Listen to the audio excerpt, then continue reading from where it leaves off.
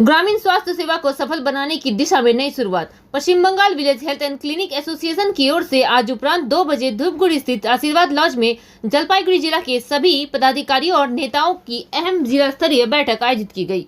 इस बैठक में संगठन के जिला अध्यक्ष शेख फरीद की गरिमामयी उपस्थिति रही। बैठक में संगठन के सचिव अब्दुल रजीद, कैशियर भवेश राय सहित अन्य वरिष्ठ और सक्रिय कार्यकर्ता शामिल हुए।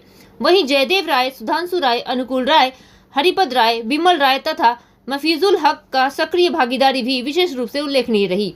बैठक के दौरान ग्रामीण क्षेत्रों में स्वास्थ्य सेवाओं की और अधिक मजबूत, सुरक्षित और प्रभावी बनाने को लेकर विस्तृत चर्चा की गई।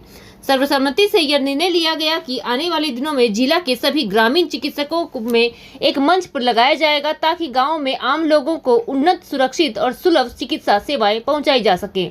इसके लिए विशेष प्रशिक्षण कार्यक्रम का भी आयोजित किए जाएंगे। साथ ही जिन ग्रामीण चिकित्सकों को अब तक सरकारी प्रशिक्षण प्राप्त नहीं हुआ है, उनके लिए भी विधिवत प्रशिक्षण की व्यवस्था सुनिश्चित करने का निर्णय लिया गया। संगठन के पदाधिकारियों ने कहा कि यह बैठक संगठन के लिए एक नई दिशा और नई शुरुआत है, जो भविष्य में ग्रामीण स्वास्थ्य व्यवस्थाओं को और अधिक मजबूत बनाएगी। देखते रहिए NAI रोड न्यूज।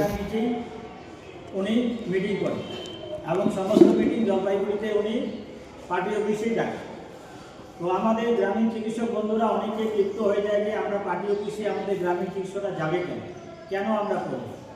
তো ওখান থেকে অনেকে মন মালিন্য হয় এবং জলপাইগুড়ি ওই পার্টি অফিসে মিটিংয়ে কেউ যেতে চায় না যাওয়ার দরুনে আমরা কিছু ওনার সঙ্গে কথাবার্তা বলাতে বুঝতে পারি যে উনি আশ্বাস দেয় যে শাখা সংগঠন, তৃণমূলের শাখা সংগঠন। আমরা এটাও জানতে পারি যে আদৌ এটা শাখা সংগঠন নাই, শাখা সংগঠনের কোনো কাগজপত্র নাই, কিছুই নাই।